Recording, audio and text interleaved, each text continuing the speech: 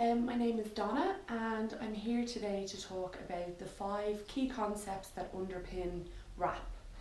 RAP is the Wellness Recovery Action Programme, and RAP is about any kind of distress and feelings that one might have, and perhaps through planned responses being able to modify or eliminate those feelings. A lot of people might think that RAP is just for people with mental health, but it's actually for everybody. Anybody at all can use a RAP, and it's been known to help people to feel better, to manage medical challenges, to decrease and prevent intrusive feelings, and for a person to have control of their own life, and also to improve the quality of your life. It is, however, there's 7 different parts of RAP, which I won't go into today. Today I'm here to talk about the 5 key concepts that underpin RAP.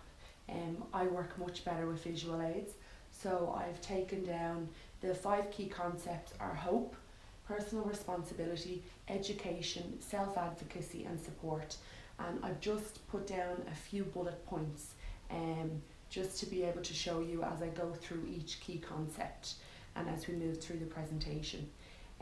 So I guess I'll start off by talking about like the Wellness Recovery Action Plan. It's, as I said, it's not just for people with mental health, it's for anybody. But in order for me, for example, I would have my own RAP, and in order for me to develop that RAP, really I would need to have these 5 key concepts around me, and you know, I'd need to believe in the key concepts in order for my RAP to work for me. And you'll understand more what I mean as I go through each key concept in depth. I do find I'm a RAP facilitator myself, and I do find when I'm delivering and talking about each of the 5 key concepts, it really helps to have, you know, if you've got a group of maybe staff or service users who you might work with, it's really good to have some sort of a group activity at the end of each one of the key concepts. I won't be able to do that today because obviously I'm presenting this on film, but I do hope you get a good idea of exactly what I mean when I go through each one. So the first key concept that it relates to RAP, I guess, would be hope. I would be someone who, you know, I suffer with anxiety myself. I would get panic attacks and they can creep up at absolutely any time. You know, luckily when they first came on about 10 years ago, I wouldn't have really had a clue how to manage them. But luckily over time I've been able to, you know, learn what works for me. You know, medication work for some people, holistic therapies might work for others, simply just talking to someone, having a friend there. But at the time when you first experience something like, I can use anxiety because obviously it's something that's personal to me, you really feel very, very alone, and you really don't feel like you have much hope. I know I certainly felt hopeless, you know, when I first kind of found out that I had anxiety. But I do feel that the more hope that you would have, and the more people around you who are hopeful for you, you know, you're already on the road to getting better and feeling well again. The points that I've written up about hope: believing that you can get well and stay well for long periods of time. You know, it's not just people with mental health, but anybody who might be going through a tough time in their life.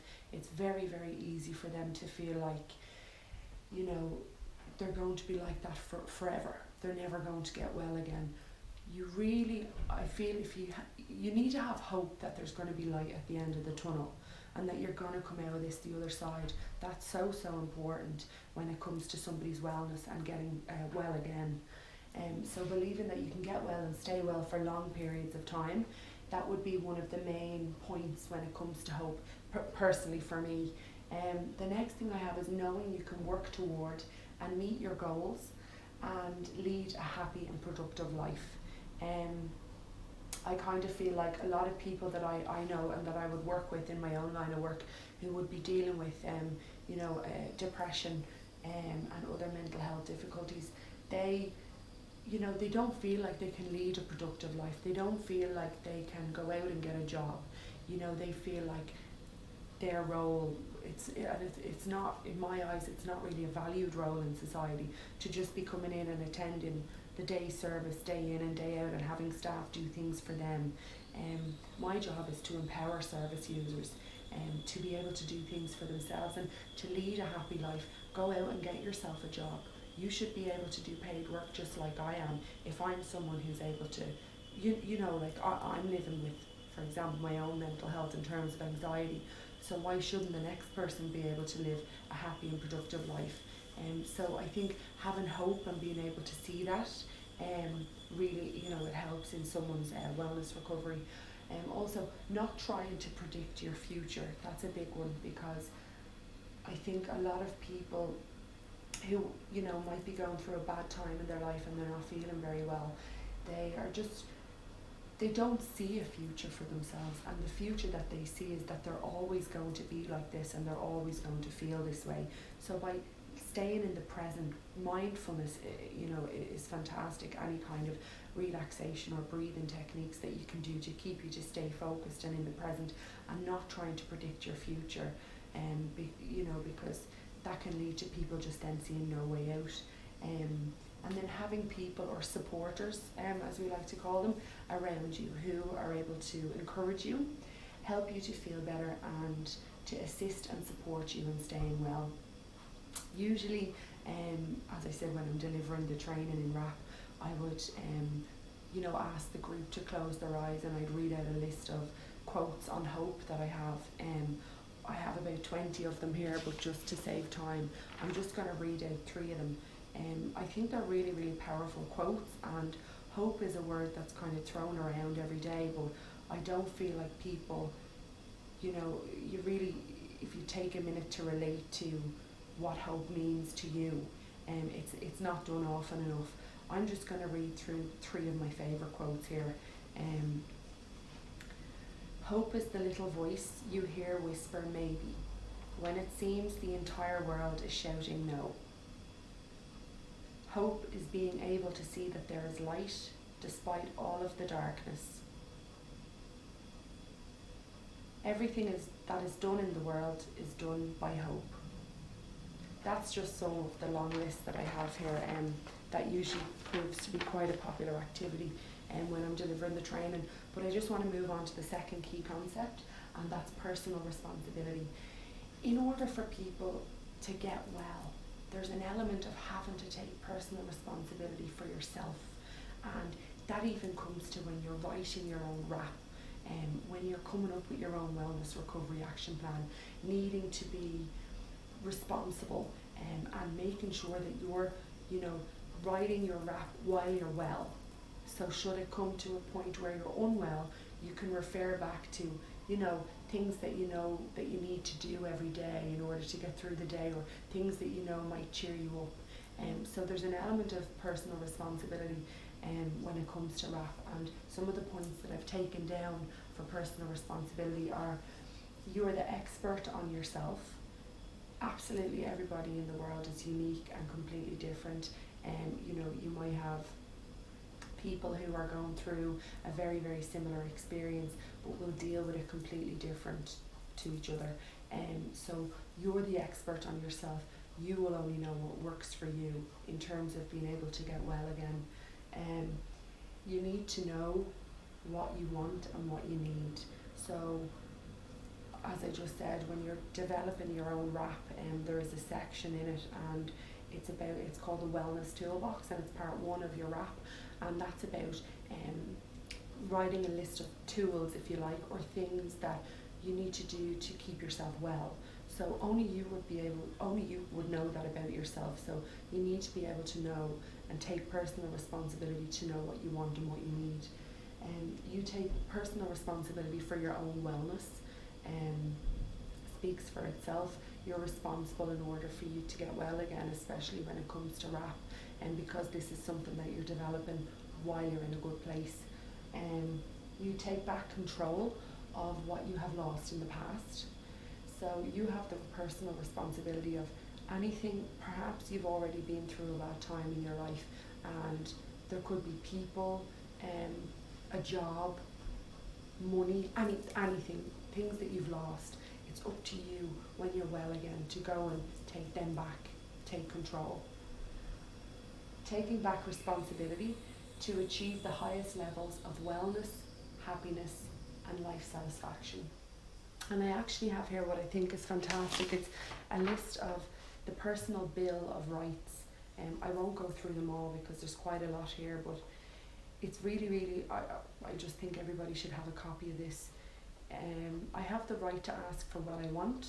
I have the right to say no to requests or demands I can't meet.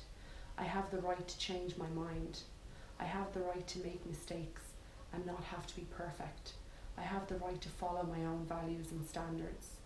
I have the right to express all of my feelings, both positive or negative, in a manner that will not harm others.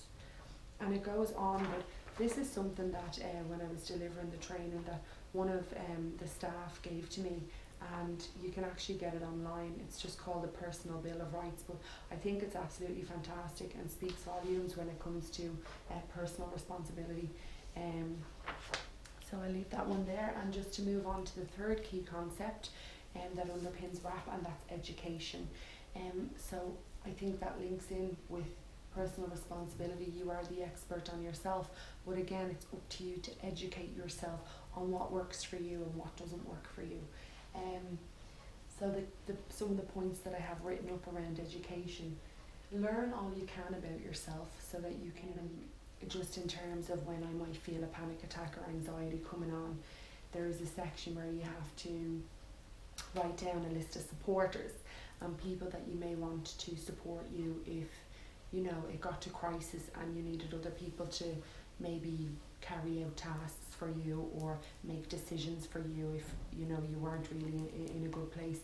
And it was really hard for me to write the section on who I wanted to support me, because I also had to list the people who I didn't want supporting me, and I had to speak to those people about that. And some might find that they might take offence to that, the fact that when I'm not feeling really well, I don't think you're the best person to be around. But it was very important to educate myself on that when I was writing my own rap. Because if it did ever get to a crisis stage, at least when I'm well, I've informed, others of who I do and don't want around me at the time in order to get well again. So it's so important that you learn everything about yourself and your triggers and things that might set you off, things that might make you worse if you're feeling down. So yeah, just to educate yourself on what's good for you, and again what isn't so good for you. Also educate yourself by attending workshops and support groups. They work for some, reviewing educational resources, and contacting mental health organisations. If you're a person who suffers with mental health, it is a good idea to even just to know what's going on in your area. I've been in a couple of different counties now delivering the training, and there would be different things going on, say in Navan and Kildare, than there is in Dublin.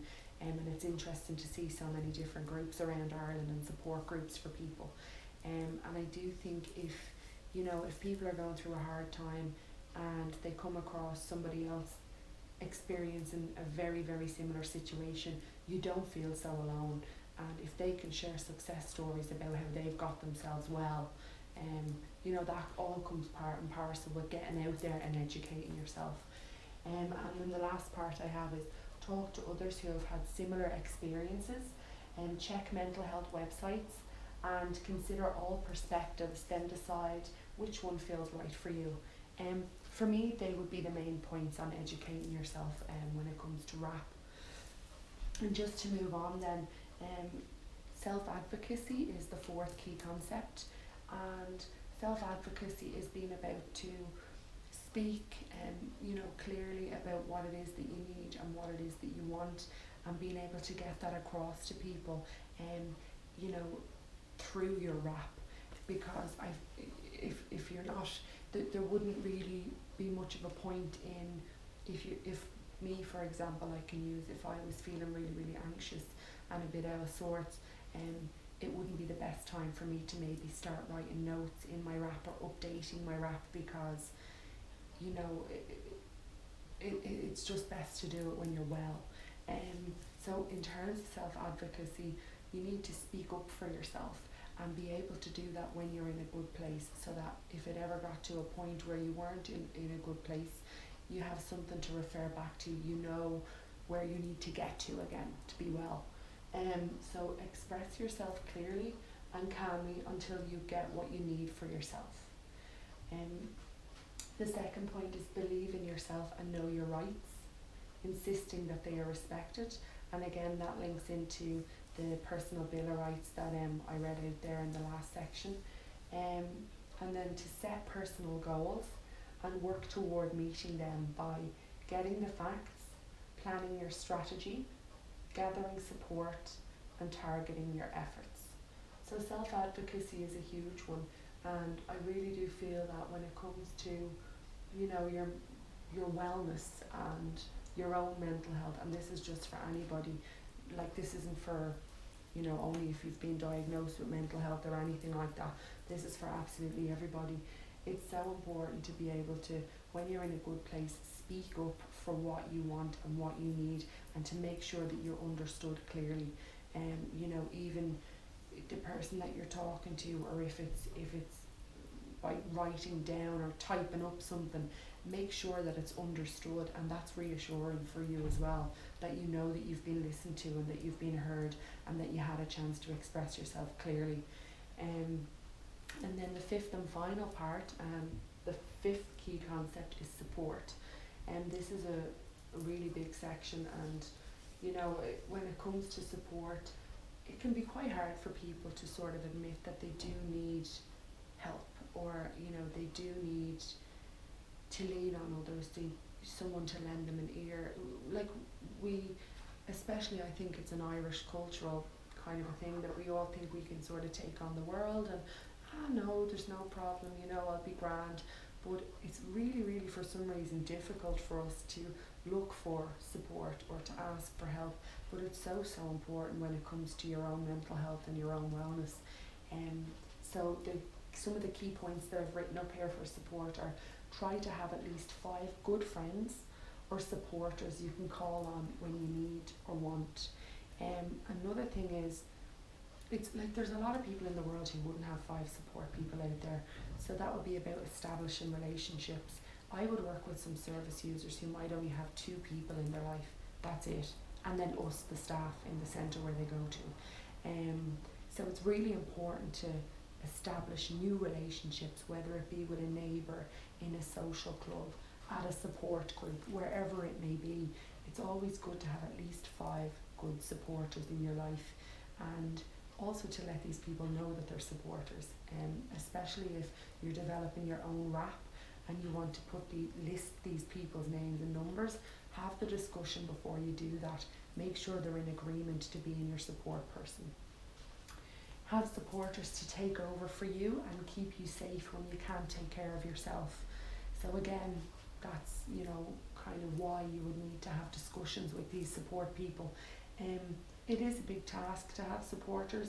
I have 7 listed in my own rap, and I did have the discussion with these 7 people and made them aware that they were listed, you know, in case they ever had to take care of me if I couldn't take care of myself. And as well as that, I made a list of support people who I didn't want involved if I wasn't feeling very well. And that all came with educating myself on what works for me and what doesn't. So all the 5 key concepts are linked in. And as well, I think having support people gives you hope. Having support people and talking to these support people, asking them will they get involved, that's your own personal responsibility, you know. And it's also self-advocacy, because you're speaking to them for yourself. So they're all linked into each other, the 5 key concepts.